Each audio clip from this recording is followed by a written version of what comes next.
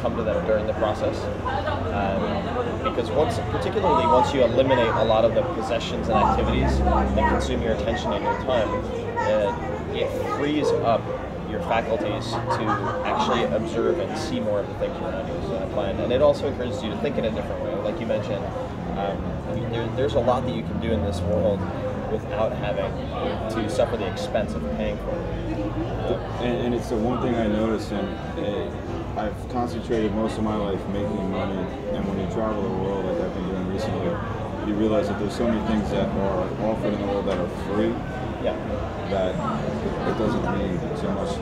You don't have to put that much emphasis on making money because you get lost in seeing what is free. Yeah, absolutely. No, I agree. And even here in South Africa, I feel like there are certain considerations, like safety. Obviously, it does have 25% or so official unemployment, 35% unofficial. So you have to be aware of that. But oftentimes, if you want to have genuine interactions with locals, or with culture outside of your own, the less money you spend, the more types and depth of interaction you will have. So that's also something to consider. I mean, I've used the group taxis here, but only to go in a straight line on this road. I did it by accident. Got to a train station and I stayed in a hostel, which was my first experience, and met some of the coolest people I've ever met in my entire life. Cape Town is a fantastic location. Also, I think is a stepping off point in Africa because it is a gathering point for people of many different cultures. It's relatively inexpensive, so you find people coming from business people, photographers coming from Europe, coming from also, even in some cases, the United States. And in that respect, I think it's Africa light on some level. Although there's plenty, certainly, of legitimate African experiences to be had. 2 final questions. Favorite local band? The glass over. Favorite local band? Favorite local band here? Do you have one? I don't have one. Okay. Sorry, tough question. How about a favorite town that you would live in if you were going to move or stay for a month?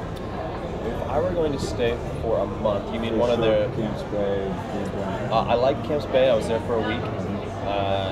It has a very nice waterfront, but it's not much of a walking town outside of the main strip.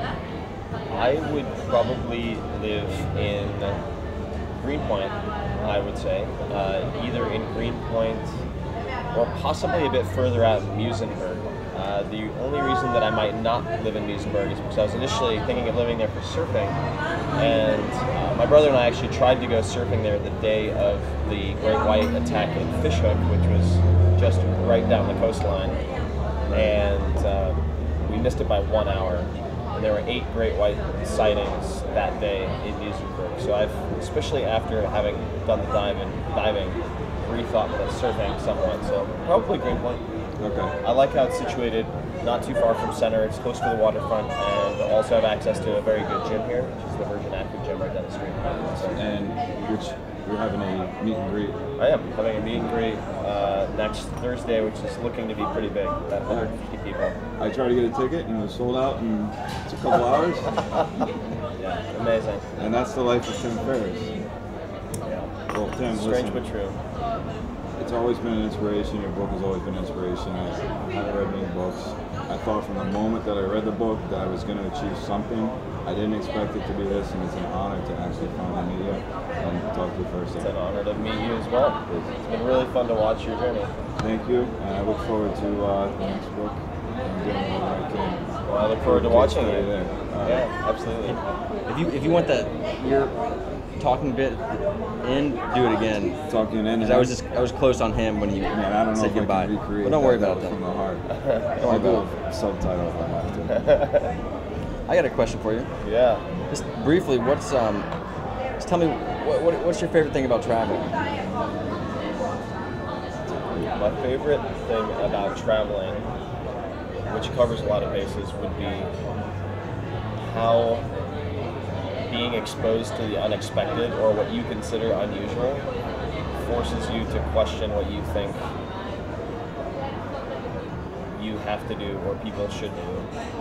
And it makes you realize how arbitrary so much of it is, which is liberating because then you realize how much of it you have the ability to change if you want. That's liberating for me. You know, just to be in a country with something as mundane as people driving on the other side of the street. It really forces you to rethink things. We're at a gym where they don't really have water fountains anymore.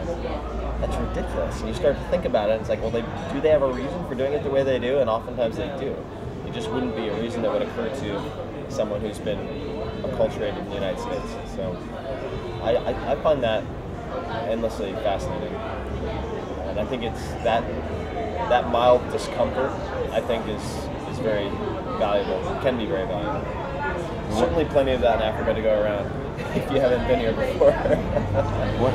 There's an expression South African just taught me a few days ago, which was TIA. Like, this is Africa. Like, there are a lot of TIA moments where you're just like, what is going on here? It's like, this is Africa. It definitely runs on a different program here. One other question. You don't have to answer it if you don't want to. Okay. Have you ever experienced culture shock?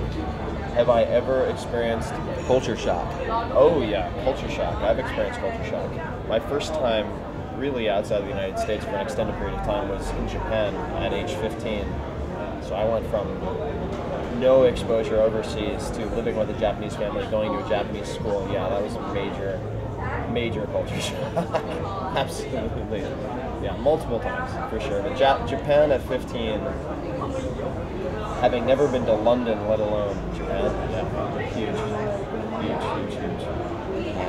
It ended up being a good thing. I mean, that one experience, that year in Japan, I think, is what catalyzed pretty much everything that came after that. Cool. That's good. Good. Thanks, man. You just did a whole